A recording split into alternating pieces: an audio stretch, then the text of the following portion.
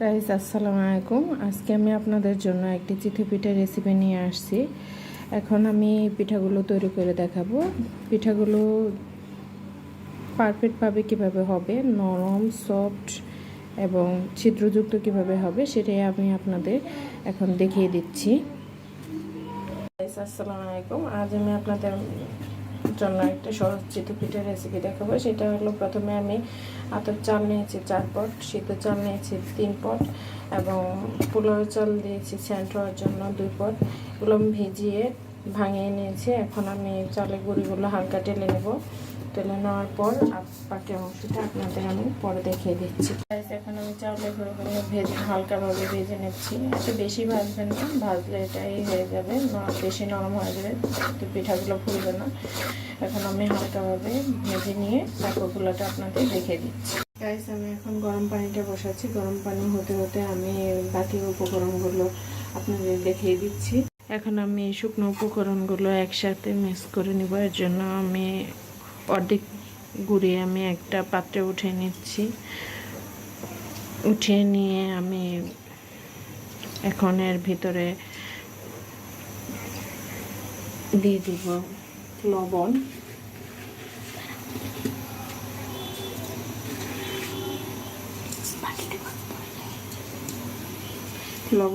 এখন আমি দিয়ে দিচ্ছি বেকিং সোডা। এটা আপনার পিঠাটা নরম হওয়ার জন্য এবং ফোলার জন্য। না দিলেও চলে, আপনি স্কিপ করতে পারেন, তবে এটা দিলে ভালো। বেকিং সোডাটা মানে খাবার সোডা, এটা আপনার হালকাভাবে 1/2 চামচের কম একটু দিয়ে নিলাম। একটু দিয়ে নিচ্ছি বেকিং পাউডার। এখন বুটবুট উঠে গেছে। এর চেয়ে বেশি গরম আমি করব না, এই গরমই হবে। গাইস, আমি একটা হাতুড়ির সাহায্যে শুকনো উপকরণগুলো একসাথে মিক্স করে নিচ্ছি ভালো করে।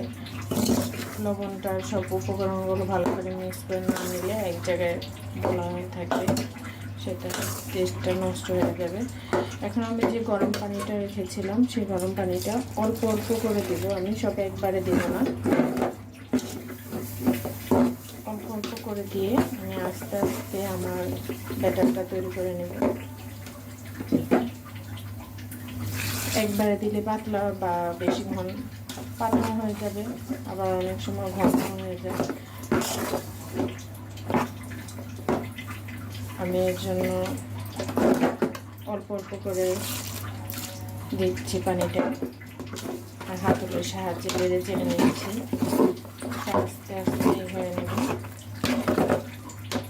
গাইস, এখন আমি একটু হালকা সয়াবিন তেল দিয়ে নেব।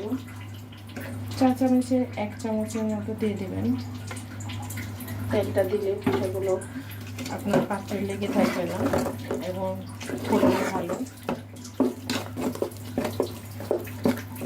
আবার এখন একটু আমি পানি দিয়ে নেব।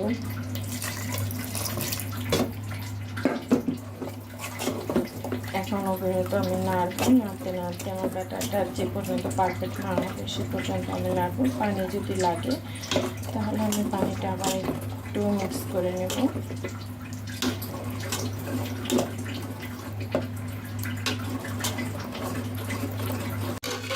গাইস, আমার ব্যাটারটা প্রায় ব্যাটারটা তৈরি হয়ে গেছে। এটা ব্যাটারটা দেখেন, এত পাতলা হবে না, ঘনও হবে না, মিডিয়াম থাকবে। এই যে এরকম পাতলা থাকবে। যদি আপনারা দুধে ভেজান তাহলে আর একটু পাতলা করতে পারেন, তাহলে দুধে একটু নরম বেশি হবে।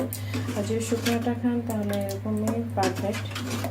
এটা এখন আপনি 8 ঘন্টা রেস্টে রাখলে পিঠাগুলো ভালো হবে। আর যদি আপনার হাতে সময় না থাকে যখন তখন বানাতে পারবেন।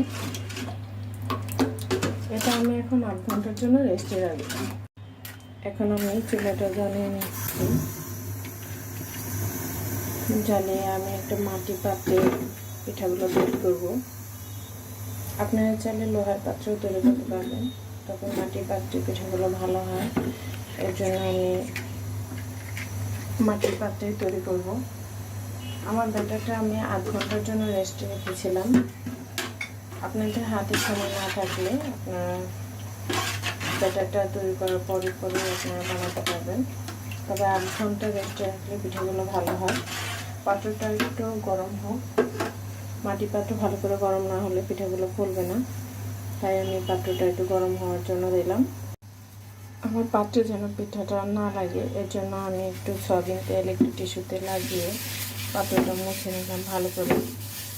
আমি ভালো করে মুছে দিলাম এর জন্য যে পিঠাগুলো যেন পাত্রে লেগে না যায়, আমার ওঠাতে সুবিধা হয়। আর পিঠাগুলো আমি একটি মাটির ঢাকনা দিয়ে ঢেকে দেবো। আপনারা যে কোনো ঢাকনা দিয়ে ঢাকতে পারেন, তবে মাটির ঢাকনাতে ঢাকলে ভালো। এটা দিয়ে আমি ঢেকে দেবো। একটু গরম হওয়ার জন্য দিয়েছি, সেটা একটু মাটির পাত্রটা ভালো করে না গরম হলে পিঠাগুলো ফুলবে না, ওর জন্য একটু গরম হোক। পাত্রটি গরম হয়ে গেছে, আমি ব্যাটারটা দিয়ে দেবো। ব্যাটারটা দেওয়ার আগে একটু নাড়াচাড়া করে নেবেন। নাড়াচাড়া না করলে নিচে জমে যাবে, উপরে পানিটা থাকবে, দেখা যাবে পিঠাটা পারফেক্ট হচ্ছে না। এর জন্য যতবার পিঠাটা দিবেন ততবার এভাবে নাড়াচাড়া করে নেবেন, তাহলে আপনাদের পারফেক্ট পিঠাটা হবে। এখন আমি পিঠাটা দিয়ে দিব। পিঠাটা আপনারা হাতলের সাহায্যে দিতে পারবেন, ছোটো বাটি বা গ্লাসের মাধ্যমে, কাপের মাধ্যমে দিতে পারবেন, তবে আমি হাতল দিয়ে দিচ্ছি, আপনাদের সুবিধা মতো দেবেন। এখন আমি এটাকে দিয়ে আমি যে মাটির ঢাকনাটা নিয়েছিলাম সেই ঢাকনাটা দিয়ে ঢেকে দেব। কিছুক্ষণ অপেক্ষা করব পিঠাটা হওয়ার পর্যন্ত। এখন আমি পিঠাটা খুলে দেখছি কেমন হয়েছে। মাশাআল্লাহ, পিঠাগুলো আমার পারফেক্টভাবে ফুলে গেছে।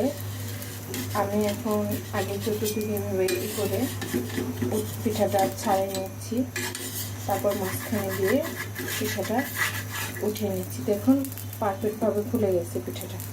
আর আরেকটা দিয়ে নিচ্ছি, তার আগে আবার আমি এভাবে নাড়াচাড়া করে নিচ্ছি যাতে পিঠাটা আমার পারফেক্টভাবে হয়। এখন এইভাবে আমি সবগুলো পিঠা ভেজে নেব।